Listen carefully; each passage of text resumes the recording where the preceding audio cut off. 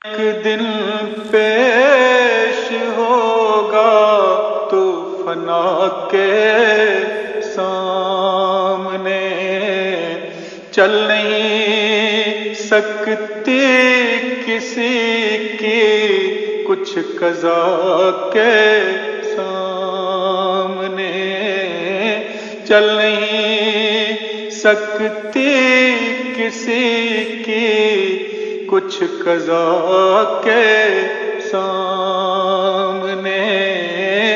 एक न एक दिन पेश होगा तो फना के सामने। छोड़नी होगी तुझे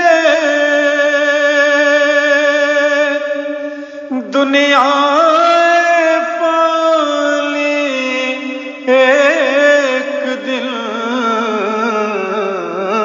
हर कोई मजबूर है हुक्म खुदा के सामने, हर कोई मजबूर है हुक्म खुदा के सामने।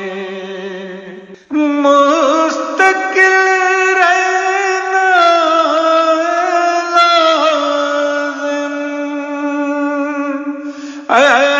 बशर तुझको सदा रंजो गम या सोलम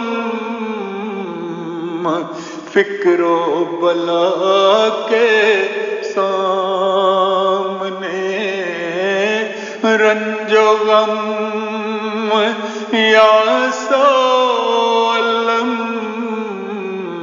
फिक्रो बला के सामने। एक न एक दिन पेश होगा। अस्सलाम वालेकुम वरहमतुल्लाहि वबरकातुहू। दोस्तों 25 फरवरी 2023 और ये मंजर फ्रैंकफर्ट की तरफ जाती है, 5 नंबर मोटरवे, रात का वक्त। ये थोड़ी देर पहले एक अफसोसनाक खबर मेरे तक पहुंची, तो मैंने उन दोस्तों के इल्म में लाने के लिए जो ये जज्बा रखते हैं कि अपने जानने वाले या दूर के अजीज़ उनकी वफ़ात पे जो जनाजे में शमूलियत और तदफीन में शमूलियत हासिल करके सवाब कमाना चाहते हैं, ये मैंने मुनासिब समझा कि शेयर कर दूँ सबसे। आप जर्मनी में जो लोग पुराने सेटल्ड हैं, पुराने रहने वाले, वो तो जानते हैं फैमिली को। होमबुर्ग सार में राइश पजीर मोहतरम हफीज़ अहमद बाजवा साहब के बड़े भाई मुकर्रम मोहतरम मोहम्मद अशरफ बाजवा साहब, जिनकी उम्र 87 साल थी, उनकी आज बक़ज़ाए इलाही वफ़ात हो गई। वो गालबन अपने बेटे के पास गुपिंगन में रहते थे, जो कि स्टुटगार्ट के साथ एक शहर है। पहली इतला के मुताबिक उनका नमाज जनाजा और जो तदफीन है वही गुपिंगन में होगी, लेकिन अभी उसका जो दिन है वो डिसाइड नहीं किया गया।